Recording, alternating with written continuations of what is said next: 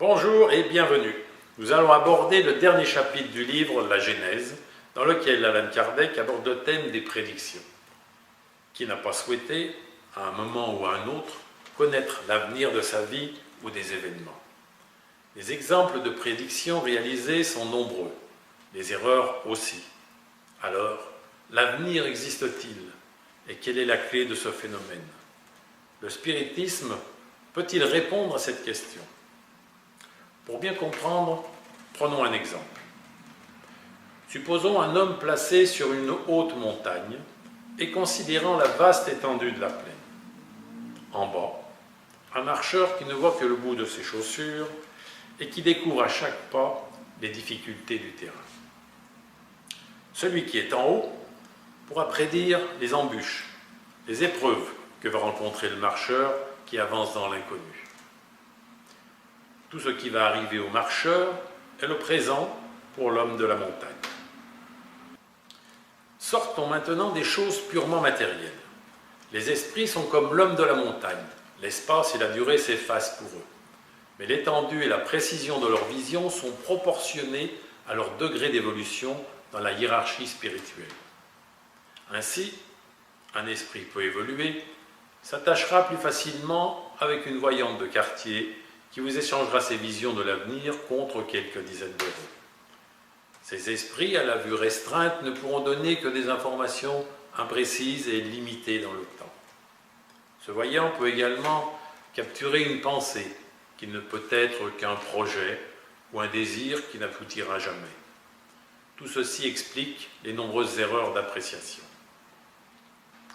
Par contre, les esprits d'ordre supérieur, comme l'homme sur la montagne, ont une vision de notre monde de plusieurs siècles, voire de plusieurs milliers d'années.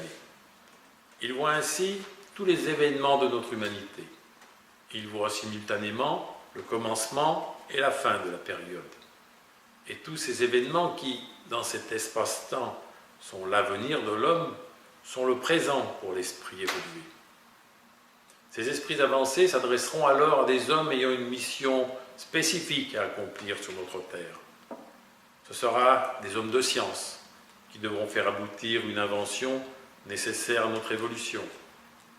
Des médiums humbles et désintéressés qui apporteront de nouvelles connaissances sur le monde spirituel. Ou encore les prophètes qui donnent une direction à l'évolution de notre monde. Il y a un autre élément qu'il faut prendre en compte dans les phénomènes de voyance. C'est le libre arbitre. Et l'homme a toujours le choix entre un chemin ou un autre à tout moment de sa vie. Chacun est l'artisan de son propre futur. Et notre avenir sera la conséquence de nos actions présentes ou passées. Pour ce qui concerne les événements qui touchent aux intérêts généraux de l'humanité, ils sont réglés par la main de Dieu, et ce qui doit s'accomplir le sera. Ainsi, si un homme chargé par la Providence d'accomplir une mission fait défaut, un autre sera désigné. Le défaillant perdra le bénéfice et assumera la responsabilité des retards dus à sa négligence ou à son mauvais vouloir. Mais la prédiction s'accomplira. De la même manière, il est difficile de prévoir la date d'un événement, car cela dépend également de la détermination de l'individu à effectuer son ouvrage. Vous voyez, il y a beaucoup de critères à prendre en compte pour la lecture du futur, et les prédictions trop détaillées ne peuvent offrir des certitudes. La seule chose dont vous pouvez être sûr, c'est que votre vie actuelle est le reflet de vos vies passées, et que dans vos actes au but présent, vous préparez votre avenir. À bientôt sur TV Spirit.